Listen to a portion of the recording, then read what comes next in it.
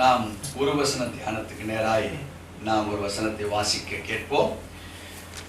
2 கொரிந்தியர் புஸ்தகம் 9ஆம் அதிகாரம் 8வது வசனம். மேலும் நீங்கள் எல்லாவற்றிலும் எப்பொழுதும் சம்பூர்ணம் அடைவர்களாயும் சகலவித நற்கிரியைகளிலும் பெருகுகிறவர்களாயும் இருக்கும்படி தேவன் உங்களிடத்தில் சகலவித கிருபையையும் பெருகச் செய்ய வல்லவராயிருக்கிறார்.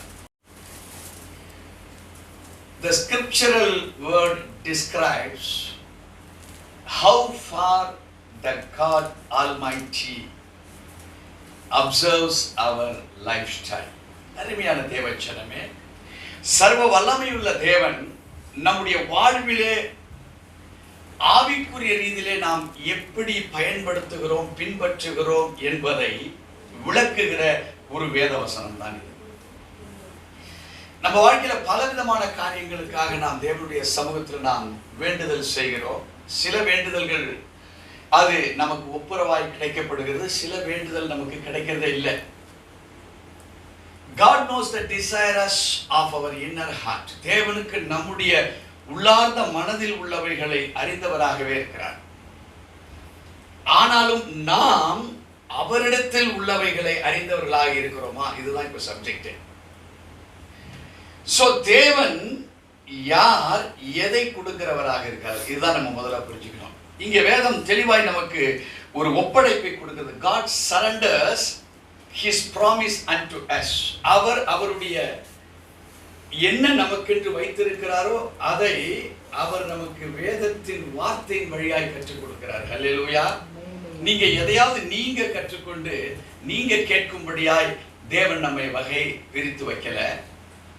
நம்மள விசேஷித்த வண்ணமாக அவரை அறிந்து, இந்த பாக்கெட்ல 100 கிலோ பொருள் இதுல வைக்க முடியுமா? சோ இது எதுக்காக டிசைன் பண்ணிட்டு இருக்கு? நான் போட்டுட்டு இருக்கிற சிலுவைய எவ்வளவு நாட்கள் ஆனாலும் அது கருகாது. அது இந்த பாக்கெட் சார்ஜ் எடுத்துக்கிறது.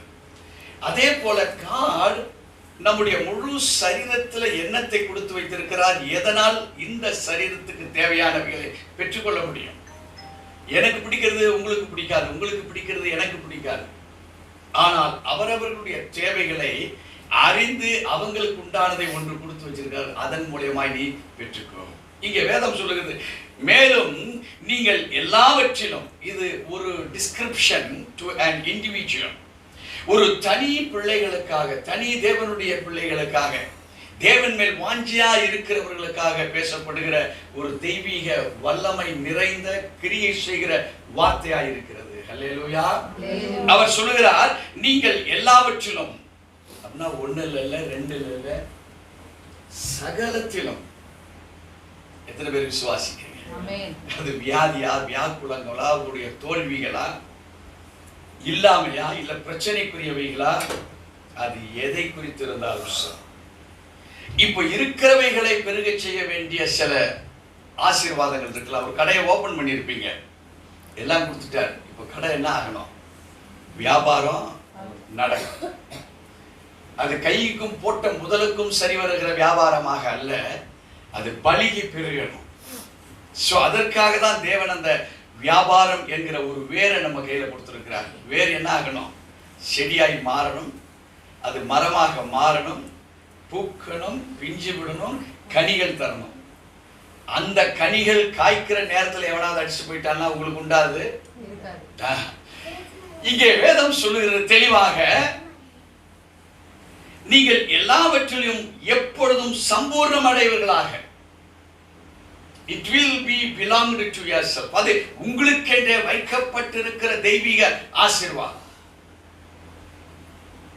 இப்போ அந்த ஆசீர்வாதம் மாத்திரமல்ல, சகலவித நற்கிரியைகளும் பெருகிறவர்களாயும் இருக்கும்படியாக. சோ நம்முடைய வாழ்க்கை அவர் நமக்கு ஒரு ஒப்பந்தத்தை பண்றார், ஒரு டாக்குமெண்டேஷனை நம்மளோட பண்றார், ஒரு டிக்ளரேஷன், தீர்மானத்தை நமக்கு எழுதி தருகிறார். அது எல்லாவற்றிலும் அது மகிமையாக, சம்பூர்ணமாக, அதை கொண்டு நீ நற்கிரியைகள் செய்கிறவர்களாயும். இதுதான் ஸ்பெஷல் பாயிண்ட். அநேகர் பல சொத்து சுகங்கள்லாம் விட்டுட்டு மரித்து போகிறார்கள். என்னாச்சுன்னு தெரியல. கடந்த கொரோனாவில் பொண்ணுக்கு கொரோனா வந்து பொண்ணு செத்து போச்சு, பையனுக்கு கொரோனா வந்து பையனும் செத்து போயிட்டான். சொத்துக்கள் ஒரு 20 கோடிக்கு மேலே. அம்மாவை அப்பா கொண்டு போய் சேர்த்தாரு, அந்த அம்மாவும் செத்து போச்சு. இப்போ அப்பாவும் போய் சேர்றாரு ஹாஸ்பிட்டலில், அவரும் செத்து போயிருக்காரு. இப்போ வித்தே கிடையாது. அடக்கம் பண்ணப்பட்டதெல்லாம் அரசாங்கமே அடக்கம் பண்ணியாச்சு. எல்லாவற்றிலும் பெருகிறவர்களாக தான் இருந்தாங்க அவங்க. 20 கோடி எங்கேயாச்சும் இருக்குதா? இப்போ தேவன் தம்முடைய வார்த்தையை ஏன் கொடுத்திருக்கிறார்? We have to utilize it. நம்மளுக்கு எத்தனையோ நிறைய பேண்ட் ஷர்ட் எல்லாம் இருக்கு. நம்ம ஒவ்வொரு நாளும் சுதந்திரிக்கிறோம், துறக்கிறோம் பீரோவை. அதுக்கு முன்னாடி மைண்ட் சொல்லுது, அந்த ஷர்ட் இருக்குல்ல, அந்த புடவை இருக்குல்ல, அந்த சுடிதார் இருக்குல்ல, உள்ள ஒரு இன்ஸ்டிடியூஷன் உள்ள கொடுக்குறாரு, ஒருத்தர் பம்ப் பண்றாரு நம்மள. உடனே போறோம், டக்குன்னு துறக்கிறோம், எடுத்தீங்கன்னா அதை நீங்க ரிலீஸ் பண்ணிடுறீங்க. 5 நிமிஷத்துல அது என்ன ஆகுது? பாடியில சூப்பரா வந்து இறங்கிடுச்சு. இங்க வேதம் சொல்லுகிறது, நீ பெருக்கம் அடைந்திருக்கிறாய், பட் நற்கிரியைகளிலே நீ இன்னும் செயல்படவில்லை. Understood the point? வித்தியாசம் தெரியுதா? You have received, but we have not ever done good jobs. பெற்றிருக்கிறோம், பெற்றவைகளை நற்கிரியைகளுக்கு என்று செயல்படவில்லை. இங்கிலீஷ்ல ஒரு வார்த்தை இருக்கு, ஸ்குவிண்ட் அப்படின்னு ஒரு வார்த்தை. அந்த ஸ்குவிண்ட் என்னன்னா, அந்த ஒன்றரை கண்ணு அப்படின்னு இருந்துருவீங்களா? இந்த ஒன்றரை கண்ணுக்கு இங்கிலீஷ்ல பேரு ஸ்குவிண்ட்.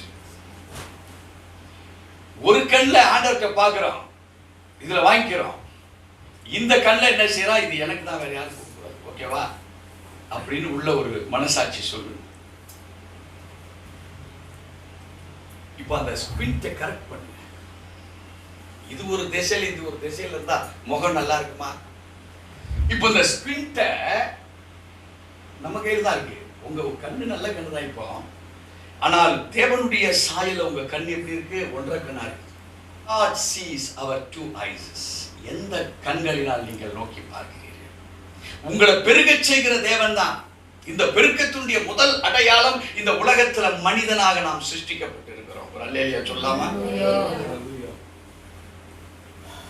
இந்த சிருஷ்டிக்கப்பட்ட சிருஷ்டிப்பு, it has to do its creation job. நம்ம எதற்காக சிருஷ்டித்தாரோ அந்த கிரியேஷனுடைய ஜாப் அதை செய்யணும். இங்க படியிலிருந்து இறங்கி போனீங்கன்னா ஒரு கொய்யாக்காய் இருக்குது, கொய்யா மரம். சாக்கடை தண்ணியில் தான் வளருது, யாரும் நாங்க தண்ணி ஊத்தல. ஆனா பழம் எப்படி இருக்கு? the best. அது நற்கிரியைகளை செய்வதற்கு அந்த செடி தன் கனியின் மூலமாக it describes, அது தன்னை விளக்குகிறது. என்ன மாதிரி விளக்குது? நான் ஒரு கொய்யா மரம் தான், நல்ல ஒரு கொய்யா பழத்தை நான் பழுக்க வச்சிருக்கிறேன். அதை மக்கள் சாப்பிடுகிற பொழுது என்னை பாராட்டுவார்கள், நல்ல மரம் என்று சொல்வார்கள். தேவச்சனமே, ஏன் மனிதனாய் பிறந்திருக்கிற நம்முடைய வாழ்விலே பெருக்கங்கள்? அவர் God is called as the God of increase. நம்முடைய தேவனுக்கு ஒரு பேர் இருக்கு தெரியுங்களா? அவர் பெருக்கங்களின் தேவன். தேவச்சனமே, அவர் God is called as the God of increase. எதிலே பெருக்கம் அடைவது? நீ பெற்றிருப்பதிலே பெருக்கம் அடைந்து. எதை பெற்றிருக்க வேண்டும்? அதுலதான் பெருக்கத்தை நீங்க பார்க்கணும். அதுதான் இந்த வசனத்துடைய அடுத்த பகுதி நமக்கு கற்றுக் கொடுக்கிறது. இங்கே வேதம் சொல்லுகிறது, நீங்கள் பெருகுகிறவர்களாயும் இருக்கும்படியாக கமா போட்டு சொல்றார். இப்ப தேவன் உங்களிடத்தில் சகலவித கிருபையையும் பெருகச் செய்ய வல்லவராயிருக்கிறார். விசுவாசிகளா, ரொம்ப சூட்சமமான ஒரு வேத வசனம். உங்களை மனிதனாக சிருஷ்டித்தார், மனிதனாக வளர்ந்திருக்கிற, மனிதனாக தேவைப்படுகிற சகல ஆசீர்வாதங்களும் கொடுத்திருக்கிறார் நற்கிரியை செய்வதற்காக. ஆனா நமக்குள்ள அந்த நற்கிரியை செய்வதில் பாகுபாடா இருந்துட்டு அதை செய்ய முடியல. ஏன்? அவருடைய கிருபை தான் உன்னை செய்ய வைக்க முடியும். அல்லேலூயா. உன் மனசாட்சி செய்ய வைக்க முடியாது.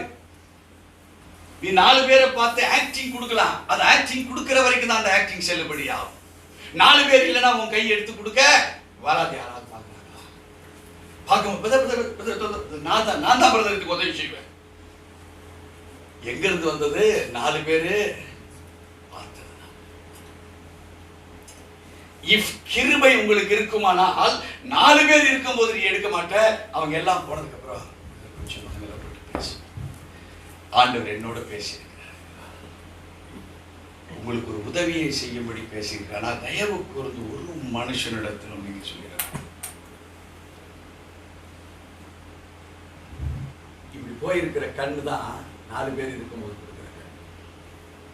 அந்த 2 கண்களும் தேவனுடைய சமமாக மாற வேண்டும். ஒன்று உன்னுடையது, ஒன்று அவருடைய பார்வையில என்ன எதிர்பார்க்கிறோம் அதை கொண்டாந்து கரெக்ட் பண்ணி செய்ய ஆரம்பிங்க. என்னைக்கு நீ தேவனுக்கு மனசாட்சி உள்ள ஒரு கண்களாய் மாறுகிறாயோ, ஈவன் மீட்டிங் கூட சபையில நடத்துற மீட்டிங் ஒன்னும் ரீல்ஸ் வெளியே விட்டுறக்கூடாது. நீ உள்ள வரணும். நீ விட்டுட்டனா அந்த கிருபை உனக்கு சாராது. எங்க டெலீட் பண்றோம். நம்ம இதுல என்ன பண்றோம், செல்லுல வேண்டாத மெசேஜ் எல்லாம் இப்படி தள்ளா டெலீட் ஆயிடுது. இல்லைன்னா டிக்கு 20-30 போட்டு மொத்தமா டெலீட் பண்ணா தட்டினா ஒரு அப்படி செகண்ட்ஸ்ல எல்லாம் போயிடும்.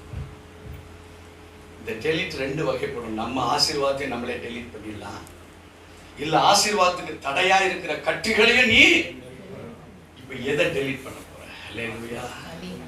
உன் ஸ்கிரீன் கண்ணை கரெக்ட் பண்ணு, தேவ பார்வையில வா, அவர் கொடுத்த கிருபையை ரிசீவ் பண்ணு. அந்த கிருபையின்படி நீ சம்பூர்ணம் அடைகிற உன்னுடைய வாழ்வு நிறைவாய் மாறுகிற பொழுது நீ நற்கிரியைகளை செய்கிறவனாய் மாறு. உன் வாழ்க்கை மகிமையின் வாழ்க்கையாய் மாறும். அல்லேலூயா.